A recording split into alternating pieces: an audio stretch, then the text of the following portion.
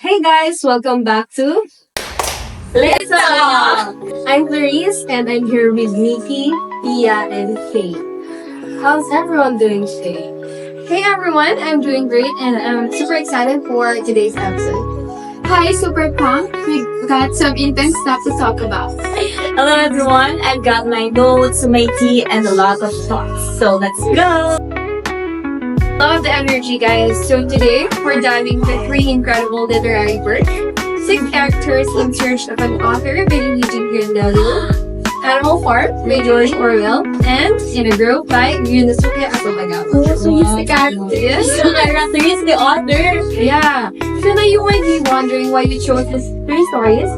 They're from different times, places, and genres. But here's the thing. All three examples explore this big, complicated question. What is the truth and who gets to tell it? Exactly. Whether it's political like Animal Farm, philosophical like Six Characters, or psychological like In a Grove, they all mess with our sense of reality.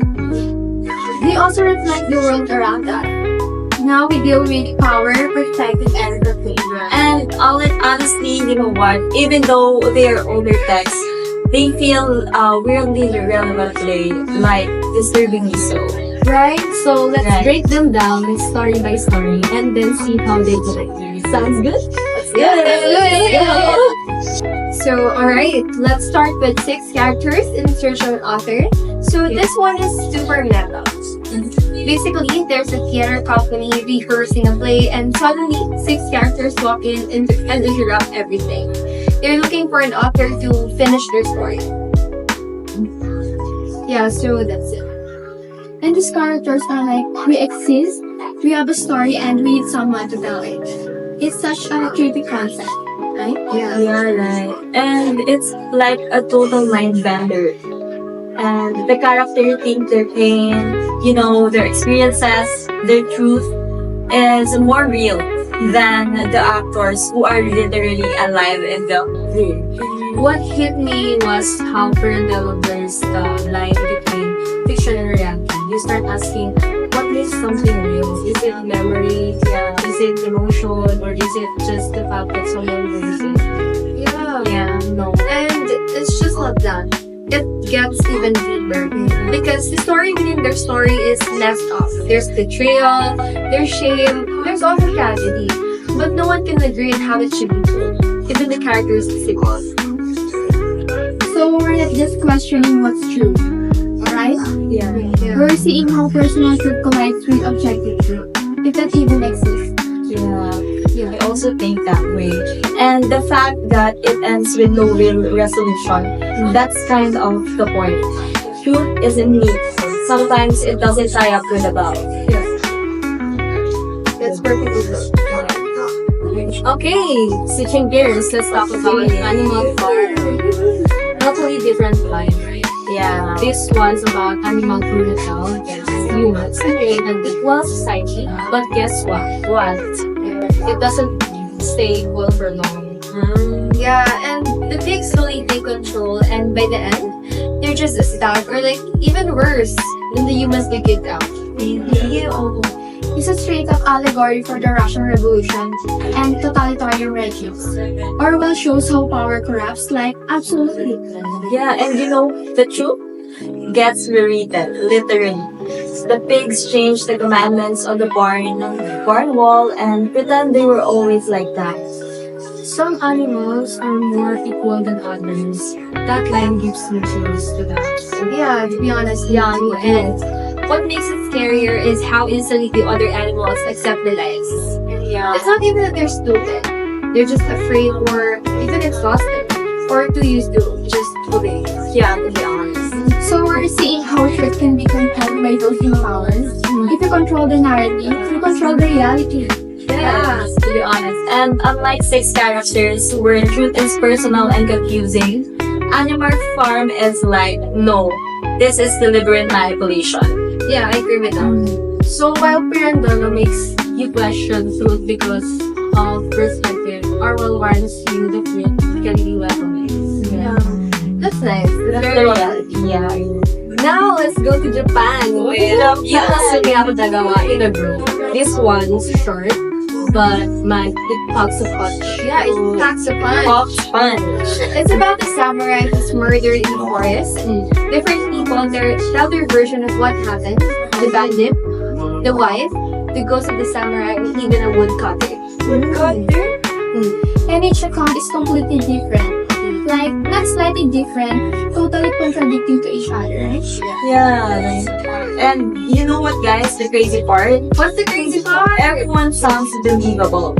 You want to believe each one, but even though they can't all be true. It's like a literary puzzle. Yeah. And it never gives you the solution. Mhm. The solution. Which is, I think, the whole point. It shows how everyone sees themselves differently. Some Yeah. people lie, and some people remember wrong things. And some just get things what really happened. So, it's not about solving the murder. It's about realizing how fragile memory and perspective can be. Yeah, and honestly, guys, it reminded me of modern day social media. Like how one event can blow up in different directions depending on who posts first. Yes. Yeah. What's scary is that in real life, like in the story, we rarely get all the facts, just interpretations. Yeah, interpretation. All who tells it first, who tells it loudest, what we want to believe. Yeah. What you really want to be. Yeah. I do agree. So, what's connected to the three stories? And guys, I have to say this. Truth isn't one size fits all. Yeah. And it can be twisted, sometimes by others in Animal Farm, sometimes by ourselves in a group, and sometimes by the way we experience the world, like in six characters. Yeah, and none of the stories offer a happy ending, guys. Like, they don't fix the problem. They just show us how messy it is. Yeah, and sometimes it can get really Yeah, really messy. Which makes them powerful and frustrating. But maybe that's why they stick with it. Yeah. And I believe that's what makes them important today. Because we live in a world full of competing narratives. You know, in online, in politics, and even in our own relationships. Yeah. Right, exactly. These stories teach us to slow down, to question, and not to trust the first version of the story. Yeah, I agree. Or like the version we want to believe in, because that's what we think is okay. Yeah. I do believe. So whether it's a group of lost characters, a group of racing pigs, or a silent forest hiding secrets, all three stories are warning us that truth is messy and it's subjective and it's powerful. Yeah, it's definitely messy. It's definitely subjective. Yes, And it's definitely powerful. Okay, so we've talked about lost characters, corrupt pigs, and a murder with too many answers. So, what's the thread tying all of this together? Well, for me, it's this. Truth isn't fixed. It shifts depending on who's telling it, why you're telling it, and what they want from it. Alright. And in six characters, the truth is personal and unstable. In Animal Farm, it's manipulated on purpose. While in a group, it just splintered into million pieces. Exactly. We get different kinds of truth, emotional, political, psychological, but none of them give us a clean and final answer. Yeah, and that's what makes these stories hit so hard, like rock hard. Yeah, right hard. They don't just entertain, they expose the mess beneath what we think we know. Also, they're not just stories from another era. These are now stories. We see these dynamics in politics, on social media, in our own relationships. Conflicting narratives aren't fair. They are normal now. Yeah, and because of that, guys, these stories feel almost prophetic. Like Orwell saw the meme cycle before it existed. Like Pirandello predicted online identity crisis. Like Futagawa knew about filtered bubbles before they had a name. Yeah, it's kind of scary, but it's also empowering. Yes, It's because once you realize truth is this complicated, you start to question more. Yeah. You stop accepting the loudest voice as the right.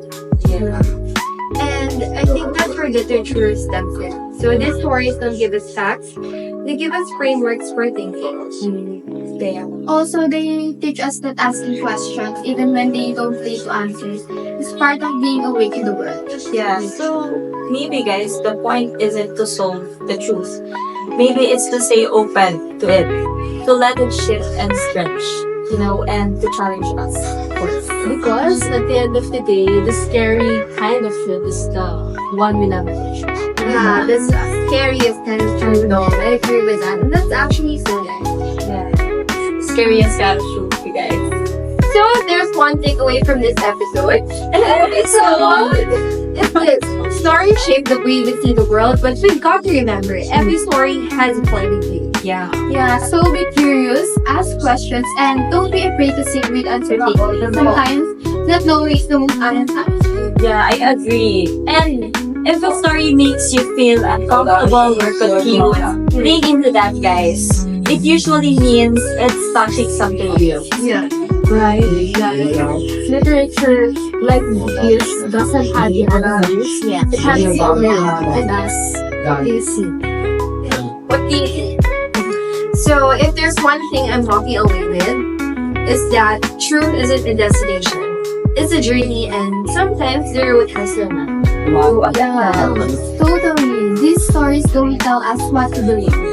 They remind us how to think with skepticism, with empathy, with a little humility. Yeah, the little humility. And that discomfort we feel when stories don't tie up neatly, that's actually a gift. It means we're being pushed to confront the gray areas we usually avoid. True.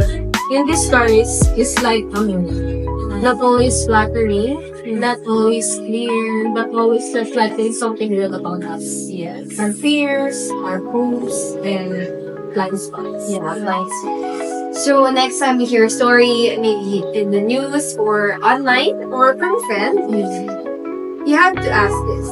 Who's telling it? Why and what might be missing? Well, because truth isn't about having the last word. It's about being brave enough to keep listening. Yeah, and if a story leaves you with more questions than answers, you're probably on the right track. So read widely, think deeply, and never stop reflecting because truth isn't just out there, it's in here. In how we see, interpret, and respond to the world around us. So, put together, they challenge us to stop assuming truth is obvious and, easy. It's something we have to engage with, something we have to question, and sometimes wrestle with. They also reminded us that storytelling isn't just about what's said. It's about who gets to say and who gets heard. Yes, and if a story makes you feel uncomfortable, frustrated, or confused, that's probably a sign that it's doing something real, something honest for us.